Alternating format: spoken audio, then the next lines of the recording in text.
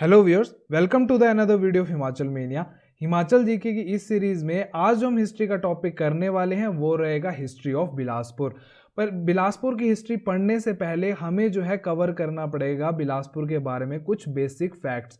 और basic facts में हम पढ़ेंगे बिलासपुर की डेमोग्राफी, बिलासपुर की इकोनॉमी, बिलासपुर के फेयर एंड फेस्टिवल, और हम देखेंगे इंपॉर्टेंट जो यहाँ पे माउंटेन रेंजेस हैं। जो बिलासपुर को सतधार के नाम से भी जाना जाता है, तो यहाँ पे जो है 7 इंपॉर्टेंट माउंटेन रेंजेस हैं, उन्हें भी हमें पढ़ना पड़ेगा।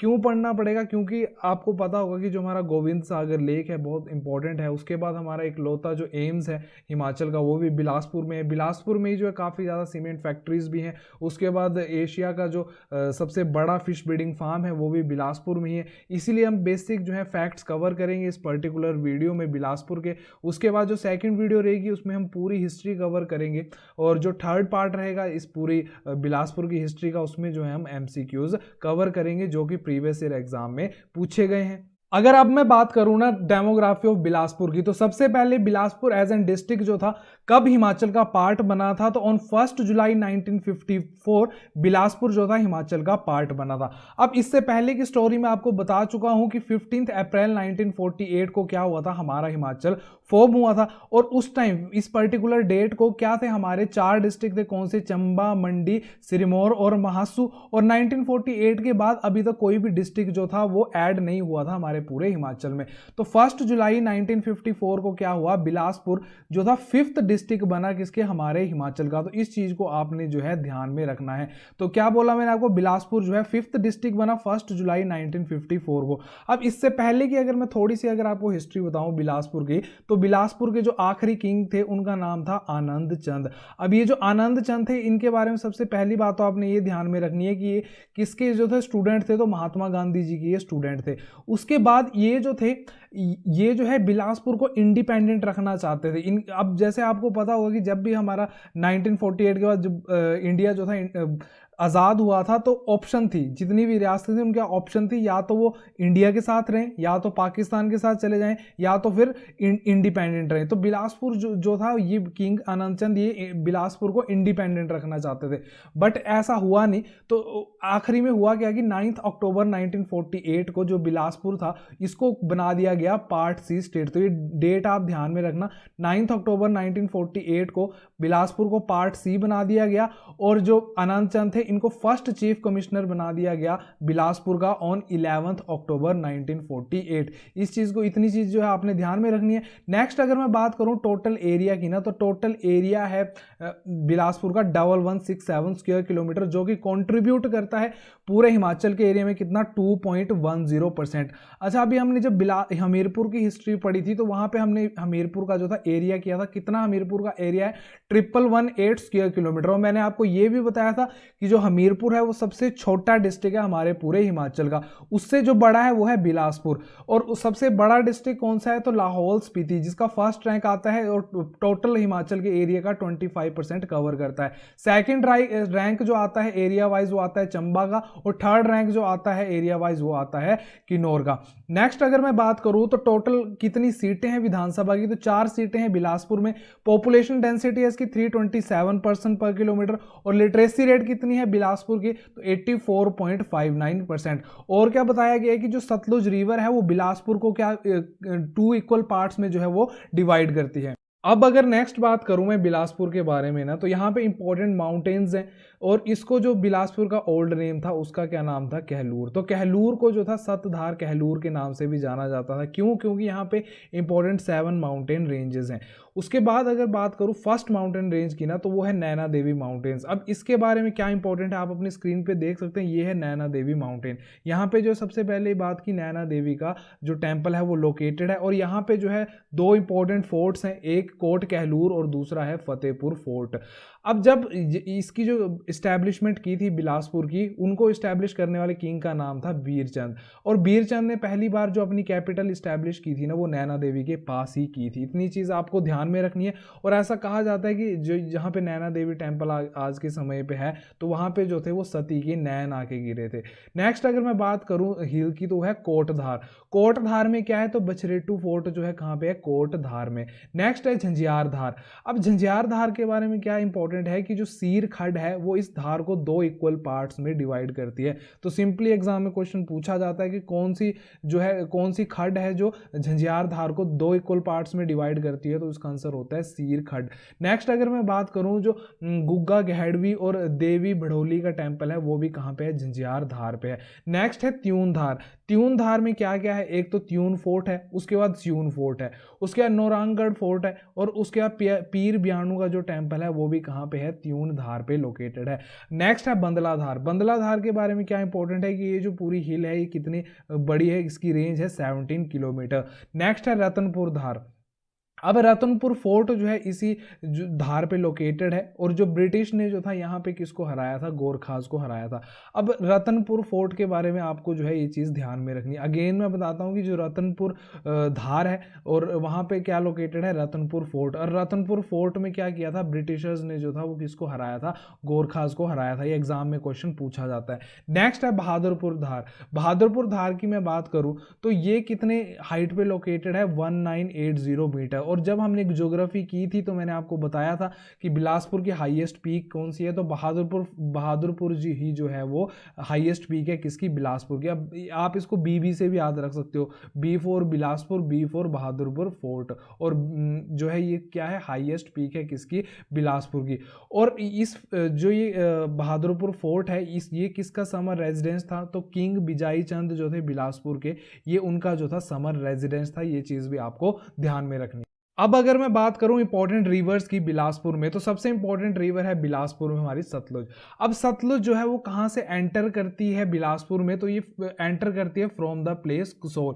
और कौन से डिस्ट्रिक्ट को छोड़ के एंटर करती है, तो मंडी से जब ये बिलासपुर में एंटर करती है तो कसोल से एंटर करती है। एक कसोल जो है हमारा कुल्लू में भी है, ये कसोल जो है वो डिफरेंट है, और ये फ्लो करती है, डिवाइड करती है बिलासपुर को टू इक्वल पार्ट्स में, और फ्रॉम द विलेज नैला ये जो है छोड़ के चली जाती है हिमाचल को टू पंजाब। इस चीज को भी आपने ध्यान में रखना है। नेक्स्ट अगर मैं बात करूं ना, तो इसकी तीन इंपॉर्टेंट ट्राइब्यूटरीज हैं कहां पे, बिलासपुर में। सतलुज की बिलासपुर में तीन इंपॉर्टेंट ट्राइब्यूटरीज हैं, उनके नाम है अलीखड़, गंभर खड और सीर खड। इन तीनों को ही जो है आपने ध्यान में रखना है, बहुत ज्यादा इंपॉर्टेंट ट्राइब्यूटरीज हैं, एग्जाम में इनसे बहुत बार क्वेश्चन पूछा जाता है। तो सबसे पहली ट्राइब्यूटरी है सीर खड। अब सीर खड जो है सबसे बड़ी ट्राइब्यूटरी है किसकी, सतलुज की। कहाँ पे, बिलासपुर में। मैंने क्या बोला कि जो सीर खड है वो सबसे बड़ी ट्राइब्यूटरी है किसकी, सतलुज की। कहाँ पे, बिलासपुर में। अब जो सुकर खड है वो किसकी ट्राइब्यूटरी है, तो वो सीर खड की ट्राइब्यूटरी है। देखो मैं क्या बोल रहा हूँ, सबसे पहले है हमारी कौन सी रिवर, तो ये है हमारी सतलुज रिवर। अब सतलुज रिवर की जो ट्राइब्यूटरी है वो कौन है, सीर खड। अब सीर खड की भी जो ट्राइब्यूटरी है वो कौन सी है, तो वो सूकर खड है। इस चीज को आप ध्यान में रखना। और जो सूकर खड है वो सीर खड को कहाँ पे मिलती है, एट द प्लेस नियर बालघर। बालघर के पास जो है वो सूकर खड सीर खड को मीट करती है। उसके बाद नेक्स्ट जो है वो है गंभर खड। गंभर खड कहाँ से ओरिजिनेट होती है, तो गंभर खड ओरिजिनेट होती है तारा देवी। कहाँ पे है ये, शिमला डिस्ट्रिक्ट में। इस चीज को आपने ध्यान में रखना है।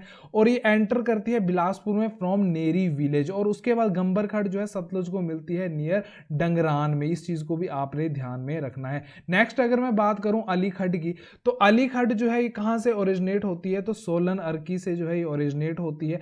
और ये एंटर कहां पे करती है, बिलासपुर में। तो बिलासपुर में एंटर करती है नियर कोठी हरार। और ये कहां पे मिलती है सतलुज को, तो नियर बहरी घाट जो है ये अली खड जो है वो सतलुज को मिलती है। अब अगर मैं बात करूं इंपॉर्टेंट टैंक्स की जो कहां पे लोकेटेड है, बिलासपुर में। अगर मैं हिस्ट्री की बात करूं बिलासपुर की ना, तो वहां पे बहुत सारे टैंक्स का निर्माण कराया गया, और उसके बारे में जो है एग्जाम में क्वेश्चन पूछे जाते हैं। तो पहला हमारा इंपॉर्टेंट टैंक है जगत खाना टैंक। अब इसको किसने बनवाया, हीराचंद ने बनवाया। कब, इन द ईयर 1874 एडी। उसके बाद कौन सा टैंक है, तो स्वारघाट टैंक। इस टैंक को किसने बनवाया, तो हीराचंद ने ही बनवाया। कब, 1874 एडी में ही बनवाया है। अब मैं आपको इन किंग के बारे में बताऊं, हीराचंद के बारे में ना, तो इनका जो टेन्योर था, इसको बोलते थे गोल्डन पीरियड फॉर बिलासपुर।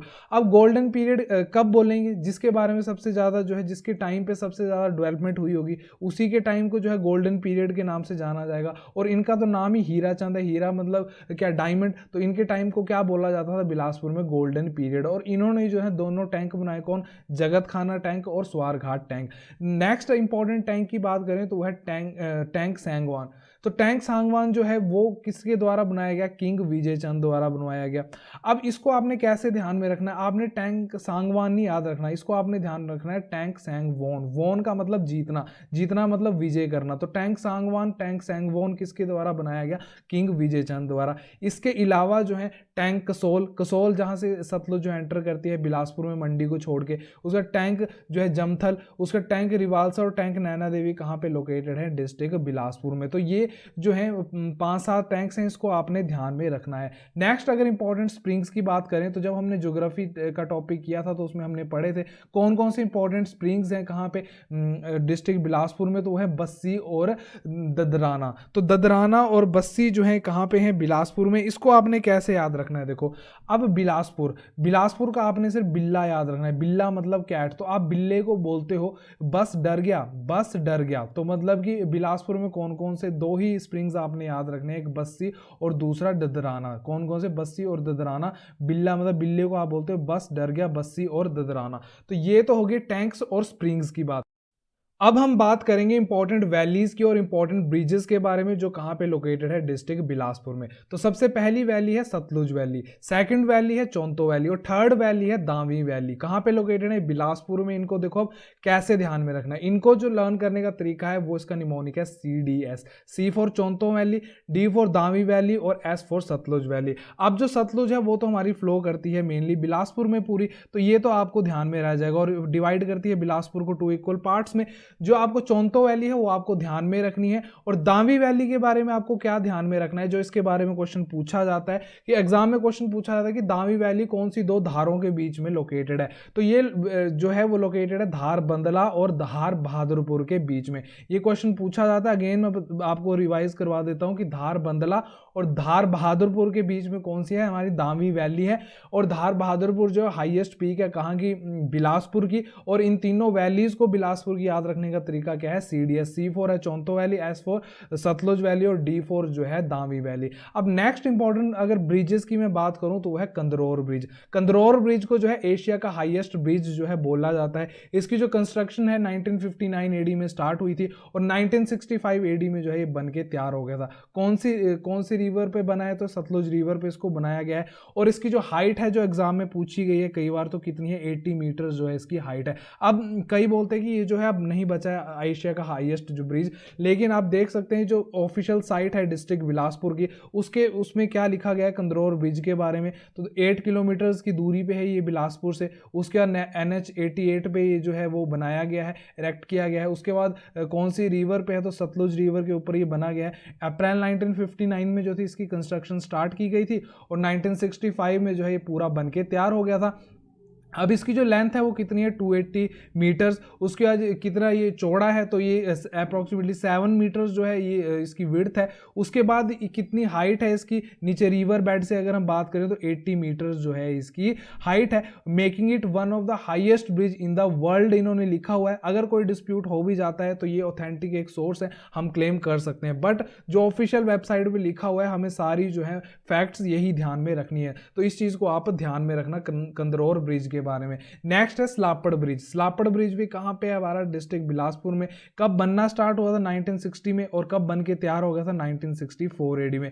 उसका गमरोल ब्रिज। और लास्ट में जो इंपॉर्टेंट ब्रिज है वो है घाघस ब्रिज। घाघस एक प्लेस है कहां पे, डिस्ट्रिक्ट बिलासपुर में। और एक कहां पे बना है, कौन सी रिवर पे बना है, तो अलीखड़ पे बना है।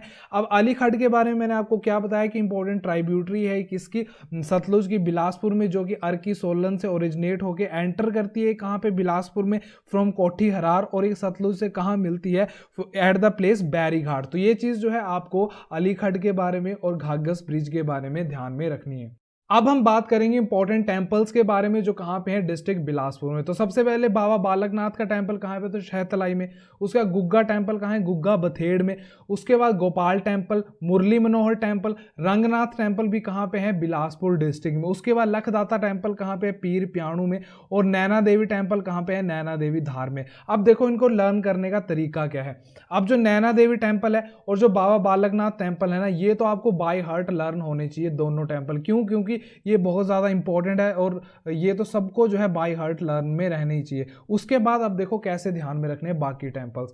अब जो ये मुरली मनोहर टेम्पल है, तो मुरली मनोहर में आपने ये जो सिर्फ मैन उठाना है, MAN, और गोपाल टेम्पल का आपने फर्स्ट 2 वर्ड्स उठाने हैं, कौन सा, गो, तो ये क्या बन गया, मैंगो। एक चीज तो ये होगी, तो मैंगो के आप रंग के बारे में बात कर रहे हो कि मैंगो का रंग कैसा होता है, तो थर्ड भी आपको ऑटोमेटिकली लर्न में रह जाएगा, क्या, रंगनाथ टेम्पल।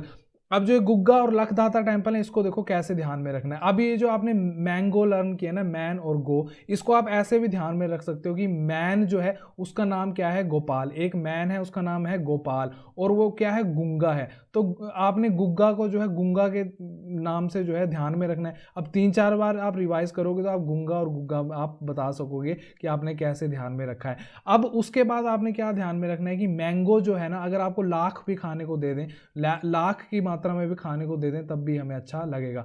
तो मैंगो जो है लाख भी हम खाएं तो अच्छा लगेगा, तो लाख से आपने क्या याद रखना है, लखदाता टेम्पल, ठीक है।